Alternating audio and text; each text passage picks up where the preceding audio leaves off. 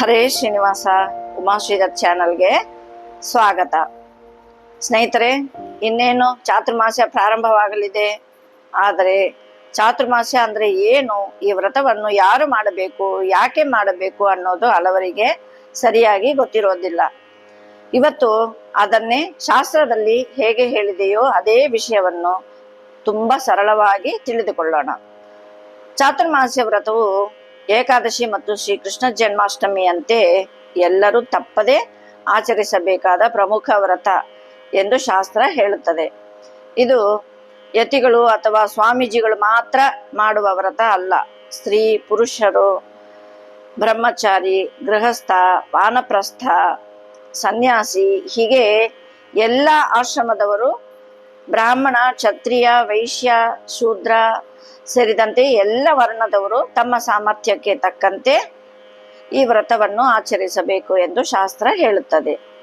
ಚಾತುರ್ಮಾಸ್ಯವು ಆಷಾಢ ಶುಕ್ಲ ಏಕಾದಶಿ ಅಂದರೆ ಶಯನಿ ಏಕಾದಶಿ ಅಂತಾರಲ್ಲ, ಅವತ್ತಿನಿಂದ ಆರಂಭವಾಗುತ್ತದೆ. ಇದು ಕಾರ್ತಿಕ ಶುಕ್ಲ ದ್ವಾದಶಿ ಅಂದರೆ ಉತ್ಥಾನ ಅಥವಾ ಪ್ರಬೋಧಿನಿ ದ್ವಾದಶಿ ಅಂತಾರೆ, ಅದುವರೆಗೆ ನಡೆಯುತ್ತದೆ. ಸಾಮಾನ್ಯವಾಗಿ 4 ತಿಂಗಳನ್ನು ಚಾತುರ್ಮಾಸ್ಯ ಎಂದು ಕರೆಯುತ್ತಾರೆ. ಈ ಸಮಯದಲ್ಲಿ ಶ್ರೀ ಮಹಾವಿಷ್ಣು ಯೋಗ ನಿದ್ರೆಯಲ್ಲಿರುತ್ತಾರೆ ಎಂದು ಶಾಸ್ತ್ರ ತಿಳಿಸುತ್ತದೆ. ಚಾತುರ್ಮಾಸ್ಯ ಕಾಲದಲ್ಲಿ ಯತಿಗಳು ಒಂದೇ ಸ್ಥಳದಲ್ಲಿ ವಾಸ ಮಾಡಬೇಕು ಎಂದು ಶಾಸ್ತ್ರ ಹೇಳುತ್ತದೆ. ಕಾಲಕ್ರಮೇಣ ಮಾಸ ಎಂಬ ಪದವನ್ನು ಪಕ್ಷ ಎಂಬ ಅರ್ಥದಲ್ಲಿಯೂ ಬಳಸುವ ಸಂಪ್ರದಾಯ ಬಂದಿದೆ. ಆದ್ದರಿಂದ ಕೆಲವು ಮಠಗಳಲ್ಲಿ 4 ಪಕ್ಷಗಳು ಅಂದರೆ 2 ತಿಂಗಳ ಅವಧಿಯನ್ನು ಚಾತುರ್ಮಾಸ್ಯವಾಗಿ ಆಚರಿಸುವ ಪದ್ಧತಿಯೂ ಇದೆ. ಈ 4 ತಿಂಗಳುಗಳಲ್ಲಿ 4 ಪ್ರಮುಖ ವ್ರತಗಳನ್ನು ಆಚರಿಸಬೇಕು. ಮೊದಲ ತಿಂಗಳು ಶಾಖ ವ್ರತ ಅಂದರೆ ಶಾಸ್ತ್ರದಲ್ಲಿ ಯಾವ ಯಾವ ಶಾಖಗಳನ್ನು ತ್ಯಜಿಸಬೇಕು ಎಂದು ಹೇಳಿದೆಯೋ ಅವುಗಳನ್ನು ತ್ಯಜಿಸಬೇಕು. 2ನೇ ತಿಂಗಳು ದಧಿವ್ರತ ಅಂದರೆ ಮೊಸರು ಮತ್ತು ಅದರಿಂದ ಮಾಡಿದ ಪದಾರ್ಥಗಳನ್ನು ತ್ಯಜಿಸಬೇಕು. 3ನೇ ತಿಂಗಳು ಕ್ಷೀರ ವ್ರತ ಅಂದರೆ ಹಾಲು ಮತ್ತು ಹಾಲಿನಿಂದ ಮಾಡಿದ ಪದಾರ್ಥಗಳನ್ನು ತ್ಯಜಿಸಬೇಕು. 4ನೇ ತಿಂಗಳು ದ್ವಿದಳ ವ್ರತ ಅಂದರೆ ದ್ವಿದಳ ಧಾನ್ಯಗಳು ಮತ್ತು ಬಹುಬೀಜಗಳಿಂದ ಕೂಡಿದ ಸಸ್ಯ ಹಾಗೂ ಧಾನ್ಯಗಳನ್ನು ತ್ಯಜಿಸಬೇಕು. ಈ ನಿಯಮವು ಯತಿಗಳಿಗೆ ಮಾತ್ರ ಅಲ್ಲ, ಎಲ್ಲ ಆಶ್ರಮದವರಿಗೂ, ಎಲ್ಲ ವರ್ಣದ ಸ್ತ್ರೀ ಪುರುಷರಿಗೂ ಕಡ್ಡಾಯವಾಗಿ ಆಚರಿಸಬೇಕಾದ ವ್ರತ ಎಂದು ಶಾಸ್ತ್ರ ತಿಳಿಸುತ್ತದೆ. ಶಾಸ್ತ್ರ ಈ ವ್ರತದ ಮಹತ್ವವನ್ನು ತುಂಬ ಗಂಭೀರವಾಗಿ ವಿವರಿಸುತ್ತದೆ. ಶಾಖ ವ್ರತವನ್ನು ಪಾಲಿಸದಿದ್ದರೆ ಭಗವಂತನಿಗೆ ಅವಮಾನ ಮಾಡಿದ ಪಾಪಕ್ಕೆ ಸಮ ಎಂದು ಹೇಳಲಾಗಿದೆ. ದಧಿವ್ರತವನ್ನು ಪಾಲಿಸದಿದ್ದರೆ ಗೋಮಾಂಸ ಭಕ್ಷಣ ಮಾಡಿದ ಪಾಪಕ್ಕೆ ಸಮ ಎಂದು ಹೇಳಲಾಗಿದೆ. ಕ್ಷೀರ ವ್ರತವನ್ನು ಪಾಲಿಸದಿದ್ದರೆ ಸುರಾಪಾನ ಮಾಡಿದ ಪಾಪಕ್ಕೆ ಸಮ ಎಂದು ಹೇಳಲಾಗಿದೆ. ದ್ವಿದಳ ವ್ರತವನ್ನು ಪಾಲಿಸದೆ ಇದ್ದರೆ ದ್ವಿದಳ ಮತ್ತು ಬಹುಬೀಜ ಪದಾರ್ಥಗಳನ್ನು ಸೇವಿಸಿದರೆ ಕಿರಿಮಿ ಭೋಜನ ಪಾತಕಕ್ಕೆ ಸಮ ಎಂದು ಶಾಸ್ತ್ರ ಹೇಳುತ್ತದೆ. ಇದಲ್ಲದೆ ಚಾತುರ್ಮಾಸ್ಯ ವ್ರತವನ್ನು ಆಚರಿಸದೇ ಇದ್ದರೆ ದುರ್ಗತಿ ಉಂಟಾಗುತ್ತದೆ ಎಂದು ಕೂಡ ಎಚ್ಚರಿಕೆ ನೀಡಲಾಗಿದೆ. ಸ್ನೇಹಿತರೆ, ಮೊದಲ ಚಾತುರ್ಮಾಸ್ಯ ವ್ರತ ಎಂದರೆ ಏನು, ಯಾರು ಆಚರಿಸಬೇಕು ಮತ್ತು 4 ಪ್ರಮುಖ ವ್ರತಗಳ ಬಗ್ಗೆ ತಿಳಿದುಕೊಂಡೆವು. ಈಗ ಈ 4 ತಿಂಗಳ ಇನ್ನಷ್ಟು ವಿಶೇಷತೆಗಳನ್ನು ನೋಡೋಣ. ಈ 4 ತಿಂಗಳಿಗೆ ನಿಯಾಮಕ ಭಗವತ್ ರೂಪಗಳು ಯಾವುದು ಅಂದರೆ, ಈ ಚಾತುರ್ಮಾಸ್ಯದ 4 ತಿಂಗಳುಗಳಿಗೆ 4 ಭಗವತ್ ರೂಪಗಳು ನಿಯಾಮಕರಾಗಿ ಇದ್ದಾರೆ. ಮೊದಲ ತಿಂಗಳಿಗೆ ಶ್ರೀಧರ, 2ನೇ ತಿಂಗಳಿಗೆ ಋಷಿಕೇಶ, 3ನೇ ತಿಂಗಳಿಗೆ ಪದ್ಮನಾಭ, 4ನೇ ತಿಂಗಳಿಗೆ ದಾಮೋದರ. ಆದ್ದರಿಂದ ಈ 4 ತಿಂಗಳುಗಳಲ್ಲಿ ಈ ಭಗವತ್ ರೂಪಗಳನ್ನು ವಿಶೇಷವಾಗಿ ಸ್ಮರಿಸಿ ಆರಾಧನೆ ಮಾಡುವುದು ಶ್ರೇಷ್ಠ ಎಂದು ಶಾಸ್ತ್ರ ಹೇಳುತ್ತದೆ. ಚಾತುರ್ಮಾಸ್ಯ ವ್ರತವನ್ನು ಆಷಾಢ ಶುಕ್ಲ ಏಕಾದಶಿ ಅಂದು ಅಂದರೆ ಶಯನಿ ಏಕಾದಶಿ ಅಂದು ಆರಂಭಿಸಬೇಕು. ಈ ವ್ರತಗಳಿಗೆ ಆರಂಭದಲ್ಲಿ ಹೇಳಬೇಕಾದ ಸಂಕಲ್ಪ ಮಂತ್ರ ಮತ್ತು ಮುಕ್ತಾಯದಲ್ಲಿ ಹೇಳಬೇಕಾದ ಸಮಾಪನ ಮಂತ್ರ ಇದೆ. ಅದನ್ನು ಕೂಡ ನಾನು ಆಮೇಲೆ ಮುಂದಿನ ಭಾಗದಲ್ಲಿ ತಿಳಿಸುತ್ತೇನೆ. ಈ ವ್ರತವನ್ನು ಶಾಸ್ತ್ರದಲ್ಲಿ ತಿಳಿಸಿದ ವಿಧಾನದಂತೆ ಆರಂಭಿಸಿ ಅದೇ ರೀತಿಯಲ್ಲಿ ನಾವು ಸಮಾಪನೆಯನ್ನು ಕೂಡ ಮಾಡಬೇಕು. ವ್ರತವನ್ನು ಯಾವಾಗ ಮುಗಿಸಬೇಕು? ಉಪವಾಸಕ್ಕೆ ಸಂಬಂಧಿಸಿದ ವ್ರತಗಳನ್ನು ಉತ್ಥಾನ ಅಥವಾ ಪ್ರಬೋಧಿನಿ ದ್ವಾದಶಿ ಎಂದು ಸಮಾಪನ ಮಾಡಬೇಕು. ಅದೇ ದಿನ ಅವುಗಳಿಗೆ ಸಂಬಂಧಿಸಿದ ಹೋಮ ಮತ್ತು ಬ್ರಾಹ್ಮಣ ಪೂಜೆಯನ್ನು ಕೂಡ ಪೂರ್ಣಗೊಳಿಸಬೇಕು. ಇನ್ನು ಉಳಿದ ವ್ರತಗಳನ್ನು ಕಾರ್ತಿಕ ಮಾಸದ ಹುಣ್ಣಿಮೆಯಂದು ಮುಕ್ತಾಯ ಮಾಡಬೇಕು ಎಂದು ಶಾಸ್ತ್ರ ತಿಳಿಸುತ್ತದೆ. ಚಾತುರ್ಮಾಸ್ಯದಲ್ಲಿ ವಿವಾಹದ ಶುಭ ಕಾರ್ಯಗಳನ್ನು ಯಾಕೆ ಮಾಡಬಾರದು? ಶಾಸ್ತ್ರ ಒಂದು ಮುಖ್ಯ ವಿಷಯವನ್ನು ಹೇಳುತ್ತದೆ. ಚಾತುರ್ಮಾಸ್ಯ ಕಾಲದಲ್ಲಿ ಚೌಲ, ಉಪನಯನ, ವಿವಾಹ, ಗೃಹ ಪ್ರವೇಶ, ದೇವತಾ ಪ್ರತಿಷ್ಠೆ ಇಂತಹ ಶುಭ ಕಾರ್ಯಗಳನ್ನು ಮಾಡಬಾರದು. ಯಾಕೆಂದರೆ ಎಲ್ಲ ಮಂಗಳ ಕಾರ್ಯಗಳ ಅತಿ ದೇವತೆ ಶ್ರೀಹರಿ. ಈ ಸಮಯದಲ್ಲಿ ಶ್ರೀಹರಿ ಯೋಗ ನಿದ್ರೆಯಲ್ಲಿ ಇರುವುದರಿಂದ ಈ ಕಾಲದಲ್ಲಿ ಹೊಸ ಮಂಗಳ ಕಾರ್ಯಗಳನ್ನು ಆರಂಭಿಸಬಾರದು ಎಂದು ಶಾಸ್ತ್ರ ಹೇಳುತ್ತದೆ. ತಿಳಿಯದೆ ಮಾಡಿದರೂ ಅವು ಸಂಪೂರ್ಣ ಮಂಗಳಕರ ಆಗುವುದಿಲ್ಲ ಎಂದು ಕೂಡ ತಿಳಿಸಿದೆ.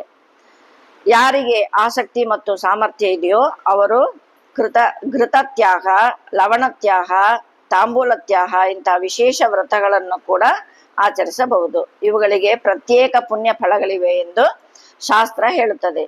ಅದರ ಜೊತೆಗೆ ಧಾರಣ ಪಾರಣ ಮತ್ತು ಪರಾಕ, ಲಕ್ಷಬತ್ತಿ, ಲಕ್ಷ ಪ್ರದಕ್ಷಿಣೆ, ಲಕ್ಷ ನಮಸ್ಕಾರ, ಗೋಪದ್ಮ ಇಂತಹ ಇನ್ನೂ ಅನೇಕ ವ್ರತಗಳನ್ನು ಈ ಸಮಯದಲ್ಲಿ ಆಚರಿಸಬಹುದು.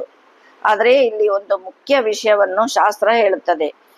ಏಕಾದಶಿ, ಶ್ರೀ ಕೃಷ್ಣ ಜಯಂತಿ, ಶಾಖಾವ್ರತ, ದಧಿವ್ರತ, ಕ್ಷೀರವ್ರತ, ದ್ವಿದಳ ವ್ರತ ಇಂಥ ಕಡ್ಡಾಯ ವ್ರತಗಳನ್ನು ಬಿಟ್ಟು ಈ ವಿಶೇಷ ವ್ರತಗಳನ್ನು ಮಾತ್ರ ಮಾಡಿದರೆ ಅದು ಸಫಲವಾಗುವುದಿಲ್ಲ. ಮೊದಲು ಕಡ್ಡಾಯವಾಗಿ ಮಾಡಬೇಕಾದ ವ್ರತಗಳನ್ನು ಆಚರಿಸಬೇಕು, ನಂತರ ವಿಶೇಷ ವ್ರತಗಳನ್ನು ಆಚರಿಸಬೇಕು. ಅದೇ ಶಾಸ್ತ್ರದ ಕ್ರಮ. ಸ್ನೇಹಿತರೆ, ಈಗ ಚಾತುರ್ಮಾಸ್ಯದ ಮಹಿಮೆ ಮತ್ತು ವ್ರತವನ್ನು ಯಾಕೆ ಇಷ್ಟು ಮುಖ್ಯವಾಗಿ ಹೇಳಿದ್ದಾರೆ ಅನ್ನೋದನ್ನು ತಿಳಿದುಕೊಳ್ಳೋಣ. ಚಾತುರ್ಮಾಸದ ಮಹಿಮೆ ಶಾಸ್ತ್ರ ಹೇಳುವ ಪ್ರಕಾರ ಚಾತುರ್ಮಾಸ್ಯ ಕಾಲವು ಶ್ರೀಹರಿಗೆ ಅತ್ಯಂತ ಪ್ರಿಯವಾದ ಕಾಲ.